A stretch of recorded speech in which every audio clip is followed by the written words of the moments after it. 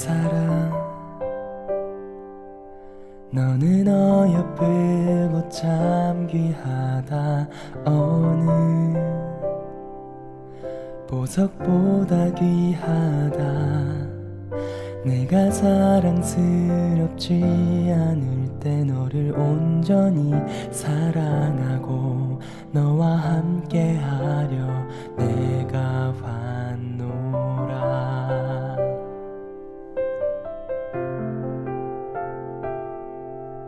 주의 사랑, 이 사랑은 결코 변치 않아. 모든 계절 돌보시네.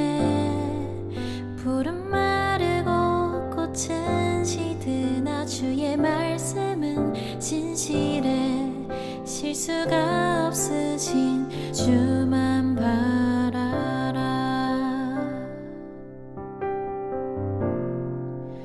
주님의 나라와 뜻이 나의 삶 속에 임하시며 주님 알기를 주만 보기를 소망해.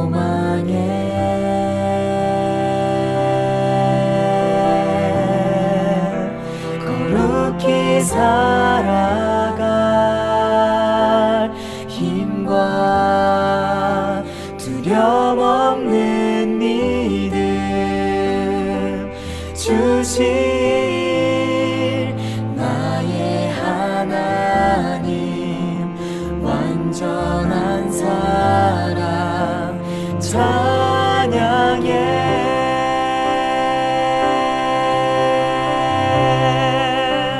찬양하리 만군의 주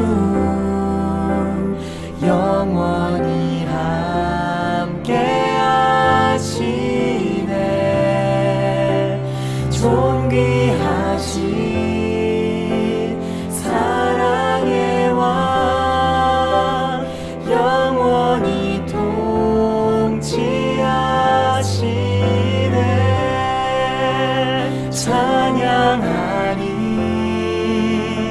만군의 주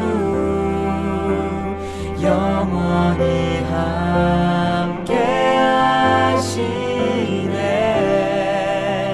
존귀하신 사랑의 왕 영원히 통치하시네.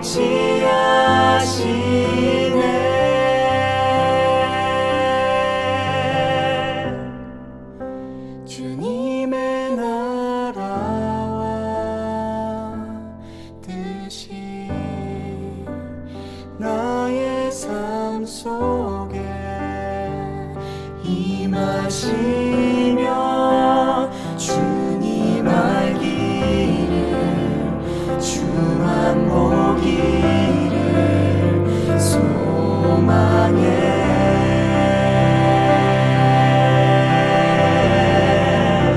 거룩히 살아갈 힘과 두려움 없는 믿음 주실 나의 하나님. 완전한 사랑 찬양해.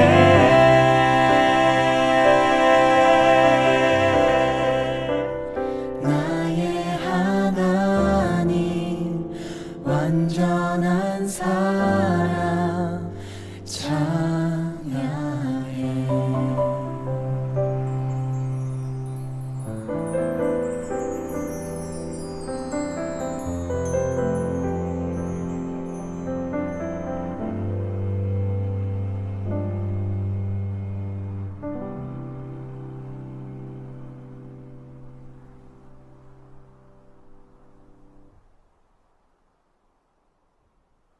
오늘은 빌립보서 2장 5절에서 11절 말씀을 가지고 우리가 본받아야 할 모범이라고 하는 제목으로 같이 말씀의 은혜를 나누고자 합니다. 우리는 어떻게 그리스도인으로 올바르게 살아야 하는지를 늘 생각하고 그렇게 살려고 노력하고 있습니다. 오늘 본문 말씀은 본받아야 할 모범으로 그리스도 예수를 제시하고 3장 2절 말씀은 본받지 말아야 할 거짓 교사를 제시하므로 빌립보 교인들에게 그 적대자들과 정반대되는 모습으로 그려보았습니다. 그리고 실제적으로 빌립보 교인들이 본받아야 할 구체적인 본보기로 바울 자신의 모습을 제시하고 있습니다. 이 말씀은 바울이 그리스도인으로 예수를 닮아 자신도 예수 그리스도의 삶을 살아가며 증거하고 있는 자신의 모습을 진솔하게 표현하고 있음을 말해줍니다. 바울은 자신의 족보를 통해 베냐민 지파로서 유대인 중에 유대인으로 율법의 의로는 흠이 없는 자였음을 고백합니다. 그러나 예수 그리스도를 믿고 하나님의 의를 깨달았을 때 그가 가지고 있는 모든 신분과 지식을 배설물과 같이 여겼다고 했습니다. 바울은 로마 시민권자였으며 유대인으로 가말리엘 밑에서 율법을 배운 그 당시에 최고의 지성인이었지만 예수 그리스도를 안 뒤 모든 것을 배설물처럼 여겼습니다. 바울이 예수 그리스도를 얻고 그를 위하여 모든 것을 버린 것은 무엇 때문일까요? 바울은 예수님과 직접 함께한 12 제자도 아니었습니다. 그는 생전에 예수님을 만나본 적이 없는 그를 핍박하는데 앞장선 사람이었습니다. 철저한 유대인이었으며 당대 제1의 가말리엘 문화생으로 최고의 지성과 이성을 겸비한 학자가 어떻게 그렇게 변했을까요? 첫째, 예수 그리스도의 마음을 품었습니다. 바울은 다메섹 도상에서 예수 그리스도를 만나 예수님이 하나님이시라는 걸 알게 되었습니다. 6절 말씀을 보면 그는 근본 하나님의 본체시나 하나님과 동등됨을 취하지 않으시고 라고 했습니다. 7절과 8절 말씀에 하나님이 자기를 비워 종의 형체를 가진 사람과 같이 되셔서 자기를 낮추시고 십자가에 죽기까지 복종하시어 십자가에 죽으셨다고 했습니다. 요한복음 1장 2절과 3절 말씀에 그가 태초에 하나님과 함께 계셨고 만물이 그로 말미암아 지은 바 되었다고 했습니다. 그러한 분이 사람이 되어서 자신을 우리를 위해 십자가에 내어주고 죽으시고 부활하셨다고 하는 것은 하나님만이 하실 수 있고 예수님의 사랑이 바울의 지성이나 율법으로는 도저히 판단하고 이해할 수 없는 하나님의 의라고 하는 것을 깨닫게 되었던 것입니다. 빛으로 만난 예수님이 바울의 마음을 180도로 바꿀 수 있었던 것은 하나님이신 예수 그리스도의 마음을 품었기에 가능했던 일이었습니다.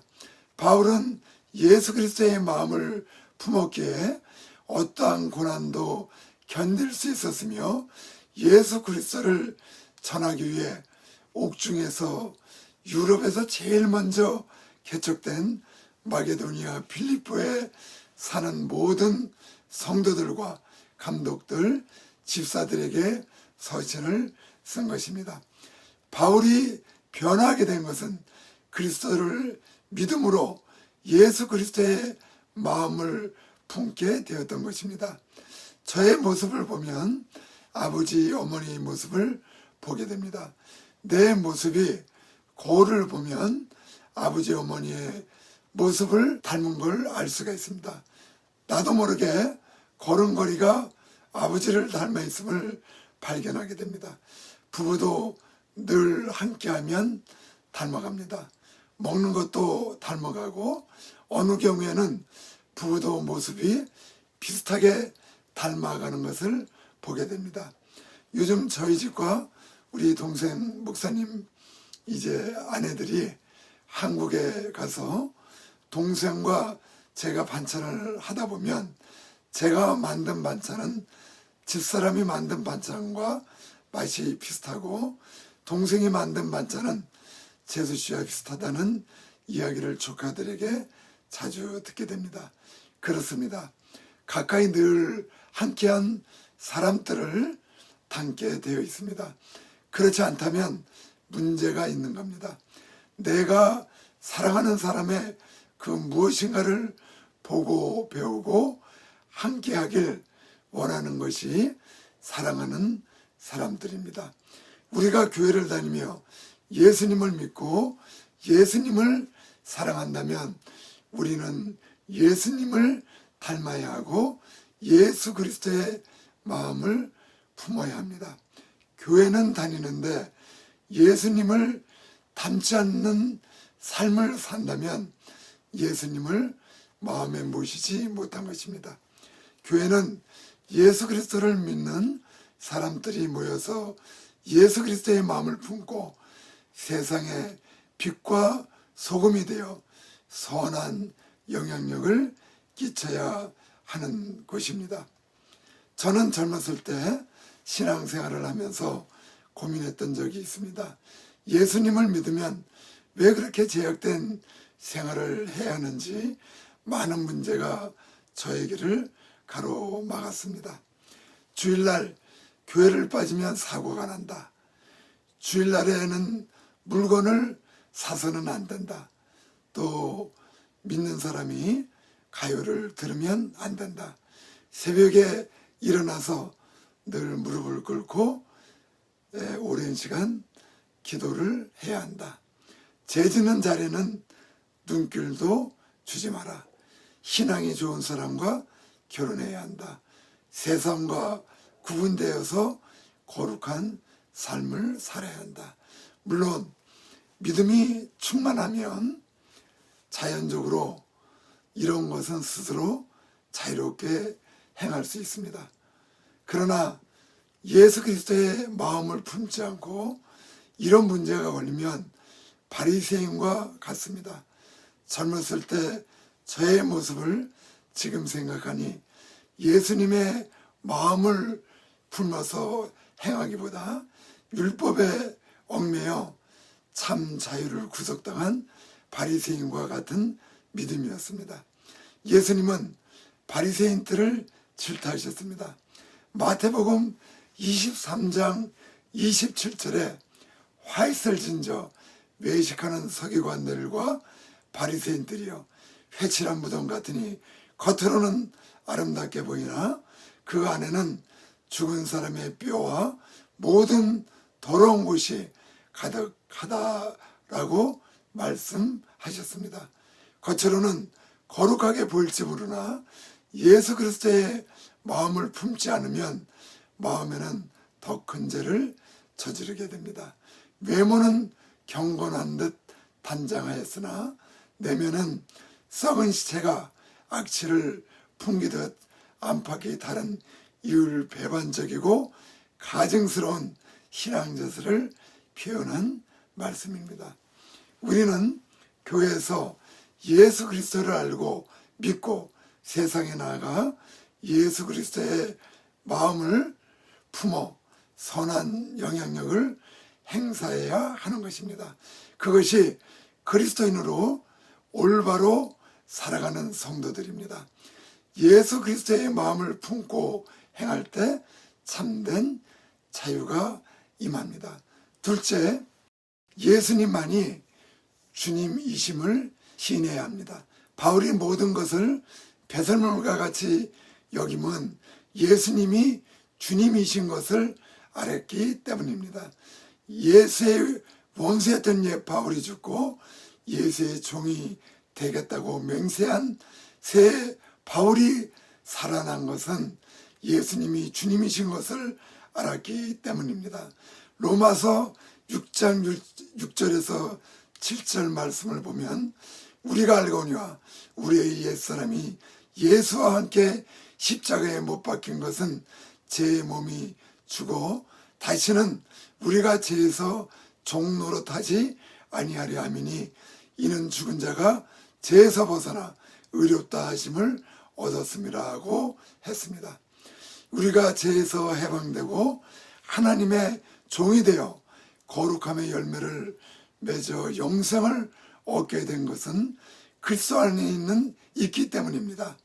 바울은 예수 그리스도가 우리의 구원자요 주님이신 것을 알고 회심 후 처음으로 담메색 회당에서 그리스도를 증거하였습니다. 담메색은 예수 믿는 사람을 핍박하러 가려고 한 곳입니다. 그러나 그가 예수님을 만난 뒤 곧바로 그곳에서 예수님을 증거했습니다.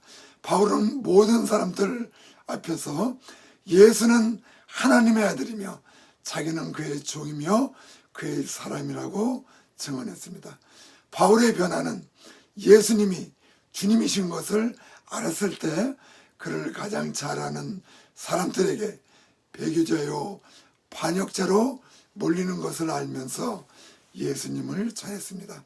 그리고 그 뒤 그는 죽음을 무릅쓰고 소아시아 지방을 돌며 이방인에게 복음을 전하게 된 것입니다. 예수님이 주님이시오 우리의 구원자란 사실을 알지 못했다면 바울의 이런 모습은 있을 수가 없는 모습이었습니다. 우리가 본받아야 할 모범이며 주님이라는 사실이 최고의 지성인이요 유대인 중에 유대인이었던 바울을 변화시켜 자신의 모든 것을 배설물처럼 여길 수 있었던 것입니다. 우리가 사는 삶의 현장은 원하든 원치 않던 예수님에 의해 움직입니다. 예수님이 우리 삶 속에서 우리 주님이신 사실을 알아보도록 하겠습니다. 예수님은 33년이라는 짧은 생애를 사셨지만 달력의 기준이 되는 서기는 예수 그리스도의 탄생을 기원으로 기원 전과 기원 후로 나누게 되었습니다. 수천 년이 흘러도 역사를 나누는 기준점이 그의 탄생 시점이라는 것은 우리 인류사에 예수 그리스도가 중심에 있다는 것을 알게 됩니다. 예수님을 믿지 않는 사람들이나 믿는 사람들 모든 인류는 예수님을 중심으로 살아가고 있는 것입니다. 성경의 내용은 66권이 다양한 방법으로 기술되어 있으나 그 중심은 예수 그리스도입니다. 서로 다른 내용으로 전개되어 있지만 통일성을 가지고 변함없이 주장하는 것은 예수 그리스도입니다. 우리 기독교는 인간의 정신이나 문화 속에 현존하는 신에 대한 추상적인 개념을 대상으로 하는 종교가 아닙니다. 기독교는 본질적으로 이 땅에 실제적으로 오셨던 역사적이며 고백적 종교이고 예수 그리스도의 삶과 죽음과 부활은 우리의 삶 속에 실제적으로 함께 하시는 인격적 관계를 가지시고 나를 움직이시는 분입니다. 구약에서 그리스도는 기름 부음을 받은 메시아를 말하는데 기름 부은 자는 왕, 선지자, 대제사장이 기름 부음을 받을 수 있습니다. 구약에서 예수 그리스도를 찾을 수 있다고 주장하는 가장 핵심적인 근거는 바로 예수님 자신의 선포입니다.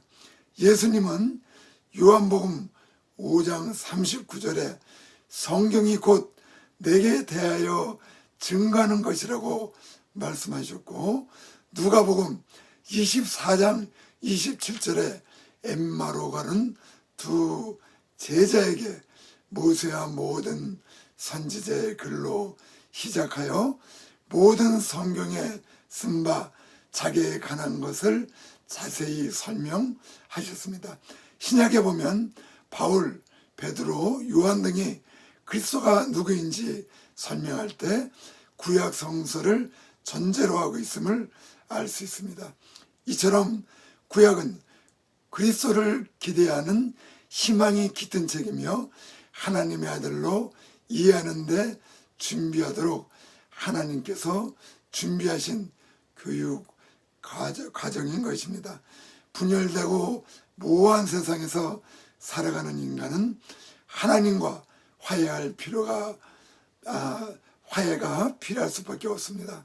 이를 위해 중재 역할을 해줘야 했는데 이스라엘 민족이 하나님과 인류를 중재하는 기름 부음을 받은 새 직분 곧 예언자, 왕, 제사장이 필요했는데 예수 그리스도가 이스라엘에게 주어진 약속의 성실뿐 아니라 인류를 중재하는 삼중 직분인 왕, 예언자, 제사장의 임무를 담당하셨습니다. 복음이 예루살렘에서 시작되었지만 바울에 의해 로마까지 전파되었으며 그 복음은 온 세계에 퍼지게 되었습니다. 예루살렘 안에 있는 소수의 유대인 크리스찬으로 기독교가 시작이 되어 실현 가능성이 없어 보였던 로마의 복음이 전파되고 세계로 퍼져나간 것은 예수님이 주님이시기 때문입니다. 지금 이 순간에도 세계의 수많은 사람들은 예수님의 제자가 되어 우리가 본받아야 할 모범으로 예수님을 닮기 원합니다. 또 그렇게 살려고 합니다. 내 마음대로 믿는다면 나는 예수님을 끝까지 평생 의지할 수 있을까요? 나 자신도 내 마음을 알 수 없는데 평생 예수님을 믿으며 그분을 쫓아 살기를 원하는 것은 내 의지일까요? 그렇지 않습니다.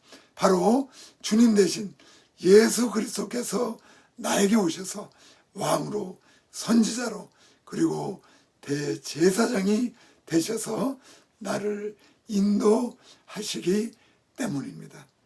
그래서 전적인 하나님의 은혜요, 하나님의 사랑이라고 우리는 고백하지 않을 수 없는 것입니다.